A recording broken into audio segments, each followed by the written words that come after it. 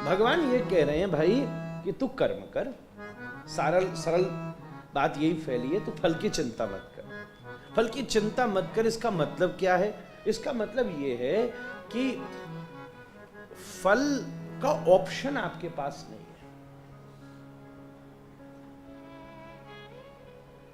आपके विभाग में कर्म है, फल आपके means you can choose the karma but you can't choose the फल।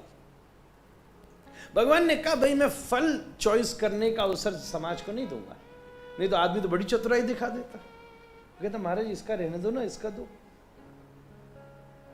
इन 3 दिनों में भैया और किसी चीज का फल नहीं देने, जो शाम को मैंने 2 घंटे माथा मारा इसका तो दे ही देना। चाहता तो आदमी यही है।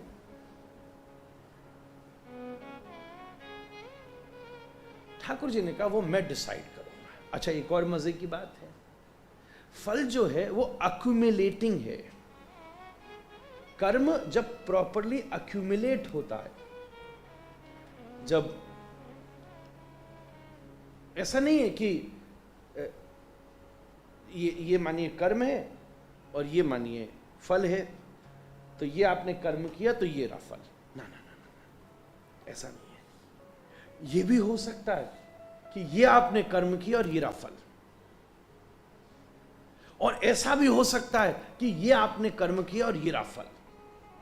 यही तो सारा खेल है। अगर 1:1 होता तो झंझट ही खत्म हो जाता। ये विज्ञान जिसकी समझ में आ गया वो तो विधाता बन जाएगा।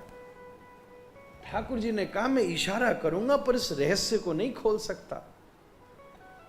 यही तो सबसे बड़ी कॉन्स्पिरेसी है, यही सबसे बड़ा सीक्रेट है। अक्यूमुलेटिंग जितना भी कर्म है वो सब मिलकर एक विशेष फल का निर्माण करता है। अच्छा फल क्या है? ऐसा नहीं है कि तुरंत तुरंत तुरंत तुरंत फल हो जा रहा है, रोज फल ही मिल रहा है, ना ना ना ना। सही बात है, सबसे पहला फल है हमारे जीवन में कि हमारी किस परिस्थिति में जन्म हुआ। Because this is not what you have chosen, this is what you have got. आप कहां जन्म ले रहे हो, ये फल है। दूसरी बात, मैं ज्यादा नहीं कह सकता, इतना समय नहीं है।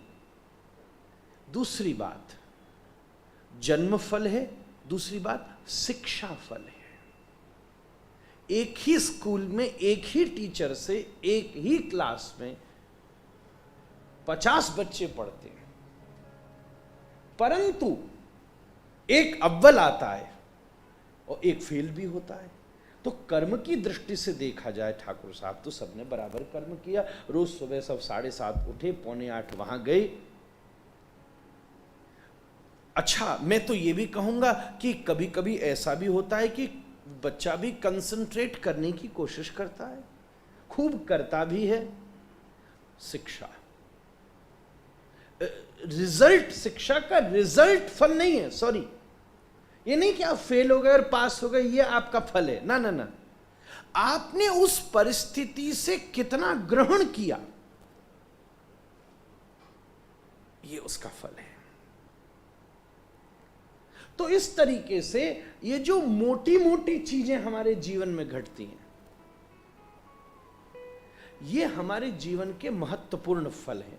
और फिर उन महत्वपूर्ण फलों का प्रभाव है, उसके अनुसार हमारे जीवन में छोटे छोटे कर्मों का फल हमको प्राप्त होता है। जैसे शिक्षा, एक ही हो, ये भी हो सकता है कि आपने जो शिक्षा ली उसमें रिजल्ट में तो आप फेल हुए, पर वो जो शिक्षा आपको प्राप्त हुई उसी शिक्षा के प्रभाव से आपने उस प्रतिभा को जन्म दे दिया, जिस प्रतिभा ने आपको बहुत ऊंचाई तक एक अच्छा एम्प्लॉयमेंट दे दिया।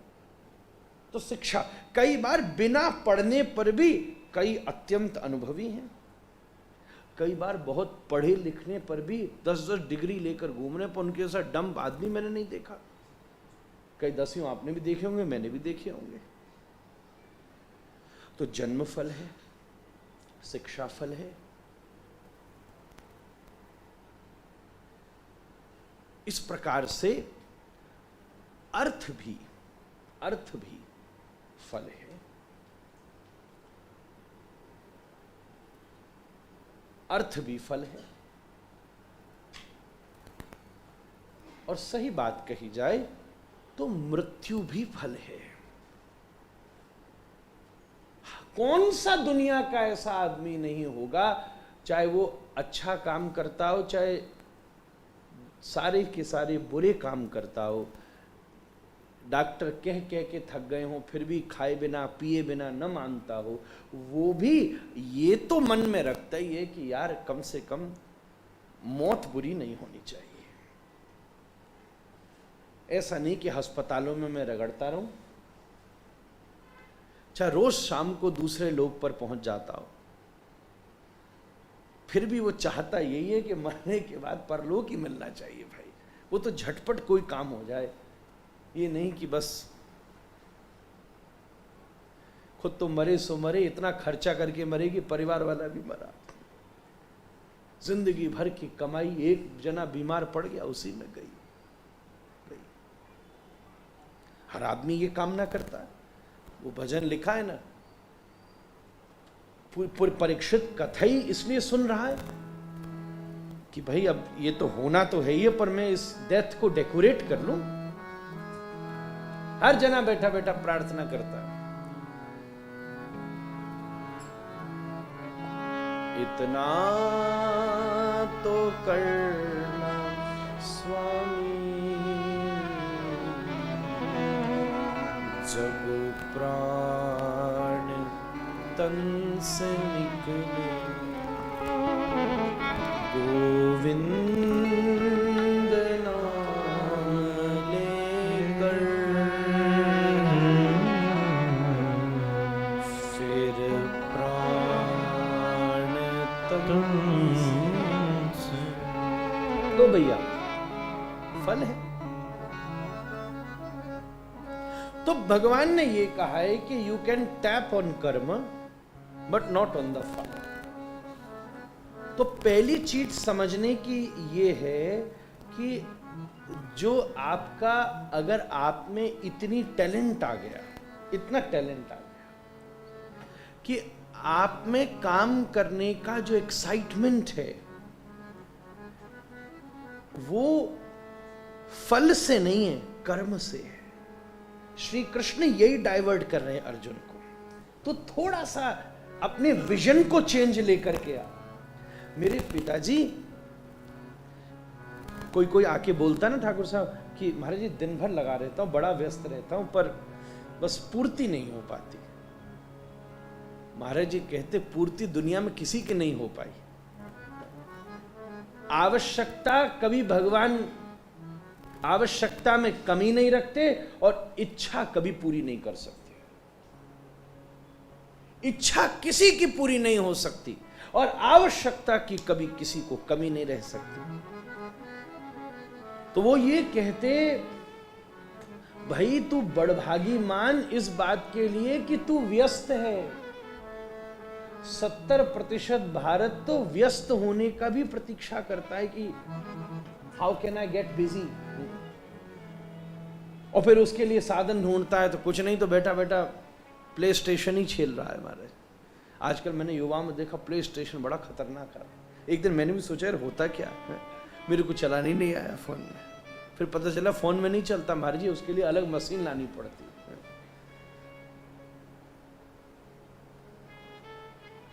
पता मतलब शरीर नहीं चला, केवल खोपड़िया घूम रही है उसमें। यहां से बॉल मांगी, वहां से वहां आई, वहां से वहां। एक बच्चा खेल रहा था, जब मैंने उसको खेलते देखा तो एक तो संकल्प मैंने जरूर अपने जीवन में लिया, अपनी छोरियों को चाहे सब ला के दूंगा, ये ससुरा कभी ला के नहीं दूंगा, जो मांगे। खैर जिनके पास हो वो बुरा न माने, आप आनंद कीजिए, मैं तो ऐसी अपनी बात कह रहा था।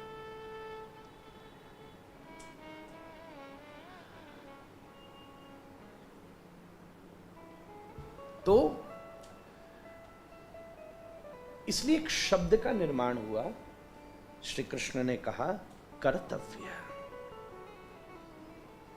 जब हम कर्तव्य पर विचार करते हैं तब एक क्षण के लिए फल हमारे जीवन में से विस्मृत हो जाता है कि यार अब ये काम करना मेरा कर्तव्य है, इससे मुझे बेटरमेंट हो चाहे नहीं हो। तो श्री कृष्ण अर्जुन को बोले तू क्षत्रिय है, युद्ध करना तेरा कर्तव्य है। अगर कर्तव्य की दृष्टि से तू कहेगा, मैं पूरी सबका जूस बना के दे रहा हूं आपको कि भैया कर्तव्य के प्रभाव से चलेगा, तो अगर तू युद्ध जीत गया तब तो तुझे यहां का सुख मिलेगा, और अगर तू युद्ध हार के वीरगति को प्राप्त हुआ तो तुझे स्वर्ग का सुख मिलेगा। फल दोनों पास ही तेरे पास बेटर हैं, उसकी ज्यादा चिंता मत कर।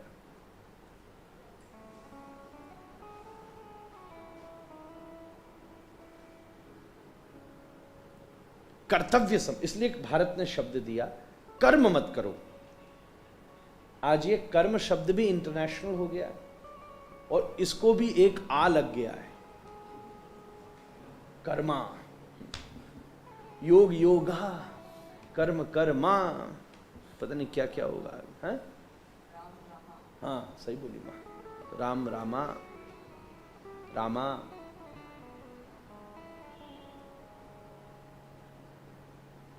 अभी थोड़े दिन पहले मैं अमेरिका था, ठाकुर साहब को मालूम है, तो वहां गाड़ी की कंपनी है, उसका नाम है राम।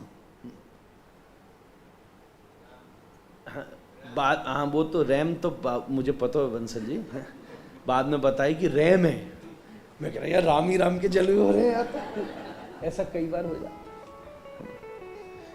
मतलब एक विचित्र चीज है। पर मैं घर में बैठा इसलिए बता दूं, पहली 5-7 साल पहले मैं अमेरिका गया, तो जब वो मुझे गाड़ी से ले जा रहा था तो मैं थोड़ी थोड़ी देर पर एक बोर्ड पढ़ूं, नाम लिख रहा था नंदू।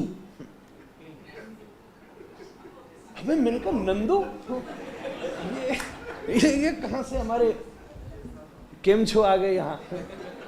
अब केमछो ही लगेगा नॉर्मल। वो फिर मैंने कहा नंदो नंदो नंदो नंदो लगा। अब हम अनपढ़ गंवार आदमी, हमको क्या मालूम। फिर किसी ने मुझे, मैंने कहा यार ये नंदू कौन से? बोले महाराज जी ये नंदू नहीं है,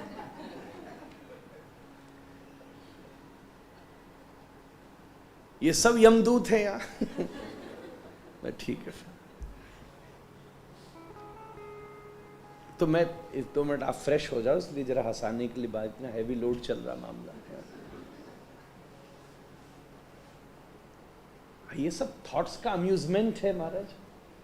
आपको 9 रसों का आस्वादन होना चाहिए कथा में। करुण भी आए, हास्य भी आए, रौद्र भी हो, बीभत्स भी हो।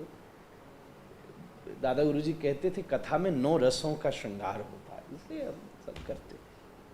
तो भैया कर्म कर्मा हो गया। कर्मा मतलब जो आप करते हो वो वापस लौटता है। बेसिक यही बात है और सच भी है। न्यूटन ने कहा every action there is equal and opposite reaction. We definitely believe in opposite reaction, but yes not equal. Veda की दृष्टि से वो रिएक्शन इक्वल नहीं है, वो कम भी हो सकता है, वो ज्यादा भी हो सकता है। वो आपके कर्मों को अक्यूमुलेट करके डिसीजन होगा। एक कहानी में और सुनाऊं तो कर्म का विज्ञान और विचित्र कितना पता चल जाएगा आपको। 2 मित्र थे, एक बड़ा धार्मिक था और एक बड़ा पापी था। रोज शाम को ऑफिस से आके एक ही रास्ते पर जाते थे और सड़क के लेफ्ट हैंड साइड में तो एक निमाई पाठशाला का केंद्र था। वो वहाँ जाता था, रोज सत्संग सुनता था, बढ़िया उत्सव करता था, खाता आनंद करता, सुखी रहता, कीर्तन में नृत्य करता था। और एक थोड़ा another side of the road वहाँ चला जाता था। अब वहाँ क्या करता था? भूत पिशाच निकट नहीं आवे, वो भी मौज करता था अपनी। दोनों शाम को मिलते थे, ये सिस्टम चलता रहा। दोनों एक दूसरे को समझाते भी थे, अपने अपने फील्ड में ट्रैक। बोले यार क्या तू शाम को टाइम वेस्ट करता है? हरी बोल क्या मिलता है? हरी बोल, लाल बोल, नीला बोल, पीला बोल, हरी बोल, ये क्या होता है? कई ऐसे भी कहते थे। मैं पहले जाके कीर्तन करता, बोले हरी बोल क्या? ये लाल बोल, नीला बोल, पीला बोल। फिर मैं उनको कुछ बोलता था, वो मैं अभी यहां नहीं बोल सकता।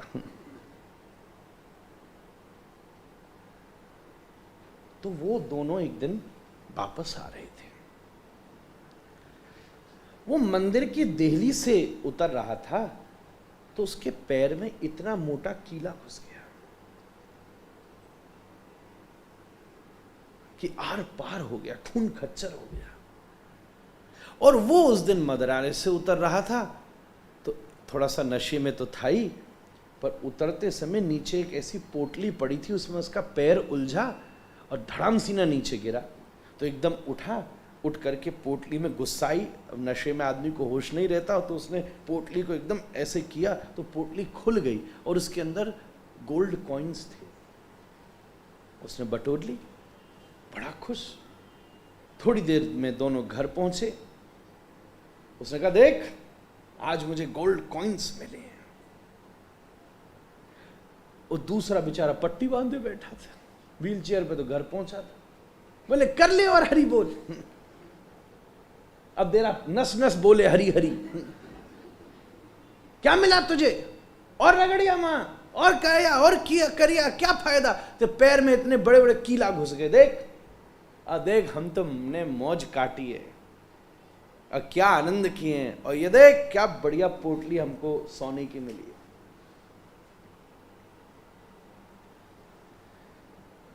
खैर बात, उसके पास भी कोई जवाब नहीं था, रियलिटी तो यही थी। कुछ देर बाद किसी घटना में दोनों का शरीर छूट गया। पुराणों का कहीं का प्रसंग है, तो दोनों धर्मराज की अदालत में पहुंचे। हमारे यहाँ धर्मराज, जिनको एक प्रकार से यमराज भी कहते हैं, जो विदुर हुए, वो कर्म का विधान, उनको हेड ऑफ द प्रारब्ध बनाया है भगवान ने। उस तरफ ज्यादा मत जाओ, कहानी तक रहो। तो धर्मराज की अदालत में पहुंचे और धर्मराज से उस मित्र ने एक प्रश्न किया कि आपको जो और देना वो तो आप दीजिए, पर मैं उस दिन का मेरे मन में बात अटकी हुई है कि बात तो इसने सही कही थी, मेरे पास कोई जवाब नहीं था। मैंने इतना धर्म किया, भक्ति करी, अच्छा काम किया, परोपकार किया, कोई वेस्ट नहीं किया, सबकी हेल्प करी, और मेरे पैर में ऐसा कीला चुभा कि 1-1.5 साल तक सेप्टिक हो गया, जंग लगा कीला था, बहुत तकलीफ हुई। और इसने 10 रुपए दिए नहीं, बल्कि बेकारी के से भी 10 रुपए ले आया उठा के, तो कोई बड़ी बात नहीं, एक धर के 10 उठा के ऐसे होते। और उसके बाद भी इसको गोल्ड कॉइन मिले। तो धर्मराज बड़ी जोर से हंसे और उन्होंने अपना रजिस्टर खोल करके दिखाया। बोले, ये ले पढ़, ये जो तेरा मित्र है, इसके पूर्व जन्म के कर्मों का ये प्रभाव था कि इस जन्म में ये देश का सबसे धनवान व्यक्ति बनने वाला था, पर इसके वर्तमान कर्मों का ये प्रभाव हुआ कि वो असीमित धन इसके जीवन में केवल एक पोटली तक सीमित हो गया। और तू अपना कैलेंडर खोल कर देख, ये देख मैंने लिख रखा है, उस दिन तेरी मृत्यु होनी थी, पर तेरे सदकर्मों का यह प्रभाव हुआ कि तेरी मृत्यु तेरे पैर में एक छोटी सी चोट के ऊपर समाप्त हो गई है। कर्म और प्रारब्ध की गणना इस प्रकार से भगवान सतत करते रहते हैं। इसलिए अगर हम ये सोचें कि हमने आज थोड़ा सदकर्म कर लिया, भाई हो गई 3 दिन कथा, वो काटो मौज, ऐसा नहीं है। ये 1:1 नहीं है, एक्यूमुलेटिंग है। कर्तव्य का बोध करते हुए व्यक्ति सतत सदकर्म करने का प्रयास करे।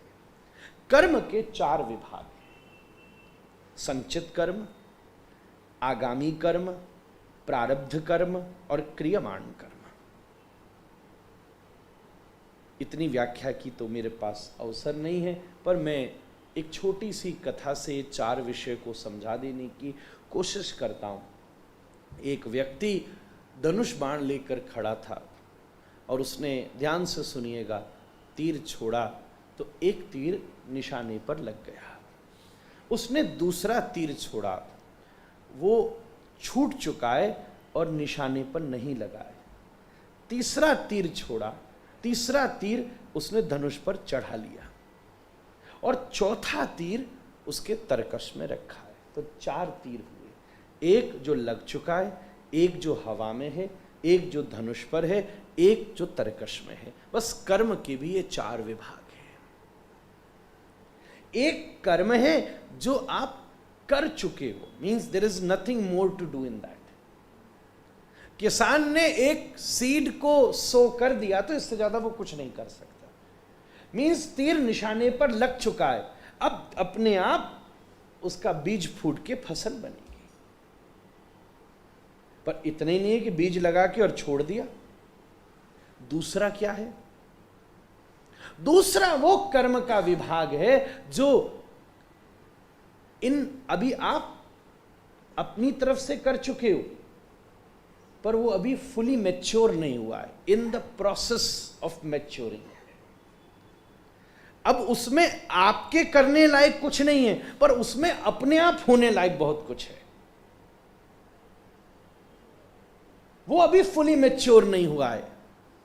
जैसे बीज, अभी कुछ नहीं करना किसान को, धीरे धीरे वो अपने आप ही उसकी फलक निकलेगी, कोपल निकलेगी। तीसरे कर्म का विभाग है जो आप कर रहे हो। जो तीर आपके धनुष पर चढ़ा हुआ है, मतलब जब कोपल निकल गई तब किसान रोज जाके चौकीदारी करे कि कहीं इसमें कीड़े तो नहीं लग जाएंगे, कोई जानवर इसको खा तो नहीं जाएगा। और चौथा जो तरकश में रखा है, इस तरकश में रखे हुए तीर को ही हम डेस्टिनी कहते हैं। इसी को प्रारब्ध कर्म कहते हैं। ये प्रारब्ध कर्म ही धनुष के ऊपर आता है और इसी को छोड़ा जाता है। यही निशाने पर लगता है, और जब निशाने पर लग जाता है तो धर्मराज क्या करते हैं, वहां निशाने से निकालते हैं और तरकश में रख देते हैं। अब अगर आपने ठीक से तीर छोड़ा है तो तीर खराब नहीं होगा, खराब नहीं होगा तो अच्छा तीर हाथ में आएगा, उसी को हम सुख कहते हैं। अगर आपने तीर ठीक से नहीं छोड़ा है तो तीर टेढ़ा मेढ़ा हो जाएगा, तो टेढ़ा मेढ़ा तीर ही तरकश में आएगा और टेढ़ा मेढ़ा तीर ही छोड़ना पड़ेगा, उसी को हम दुख कहते हैं। मतलब ना, हमारी परिस्थिति, हम ऐसी जगह पैदा हुए, हम ऐसी जगह पढ़े, हम ऐसी जगह रहे, यही तो प्रारब्ध का परिणाम है। ये सब कर्म का क्षेत्र है। अब भैया, मैं तो इतने 2 दिन से आपको आनंद करा रहा था, अब घोटो। अब ये तो घोटने का मामला है महाराज।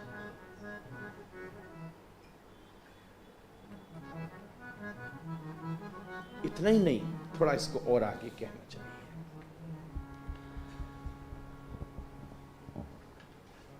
मोटी मोटी बात आपने समझी कि कर्म हमारे पास है, फल चूज करने का डिसीजन हमारे पास नहीं है। दूसरी बात, कर्म के 4 विभाग हैं और चारों के प्रति अगर हम कॉन्शियस हैं तो हम ठीक से कर्म कर सकेंगे। उसी को अगर कर्तव्य समझ लेंगे तो फल के बंधन से मुक्त हो जाएंगे। अब एक अंतिम बात और मैं आपसे कहूं, और वही मुझे अगले चरणों पर भी ले जाने की सहायता करेगी। कर्म का आधान एक्शन पर नहीं है, थॉट्स बिहाइंड योर एक्शन पर है। आप क्या कर रहे हो यह महत्वपूर्ण नहीं है, इस कार्य को क्यों कर रहे हो यह महत्व, उसके पीछे आपका मन क्या सोच रहा है, भगवान ये देखते हैं। भीतर क्या है ये देखते हैं। पूतना आई है तो भगवान ने आंखें बंद करके यही विचार किया, ऊपर से तो बड़ी सजी धजी आई है, सारे व्रजवासियों ने उसको घुसने की जगह दे दी। ऐसा लग रहा था कि साक्षात लक्ष्मी आई है नारायण का दर्शन करने के लिए, पर भगवान ने घुसते ही आंख बंद करी, बोले ऊपरी मसला नहीं, मैं ये देखूं ये भीतर क्या लाई है। और भगवान खुश हो गए क्योंकि ये दोनों चीजें लाई थी। जहर तो लाई थी पर दूध भी लाई थी। पर अच्छी बात है, मैं ये कहता रहता हूं, जहर लाई तो थी पर जहर ऊपर लगा कर लाई थी, अंदर तो दूध ही भर कर लाई थी। कई लोग तो पूतना से भी विपरीत हो जाते हैं, जो ऊपर दूध लगा लाते हैं और भीतर कामनाओं का विष भर लाते हैं।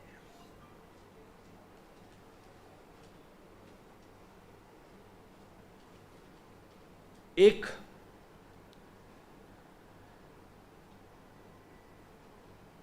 चोर के पास भी चाकू होता है, एक डॉक्टर के पास भी चाकू होता है।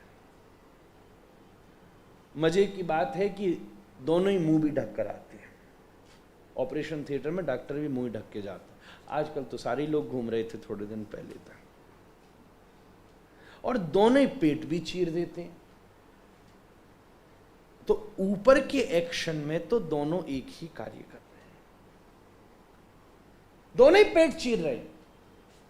पर जब चोर आक्रमण कर रहा है, पेट चीर रहा है, तो आप हाहाकार चिल्ला रहे हो, पुलिस को बुला रहे हो, घटना कह रहे हो।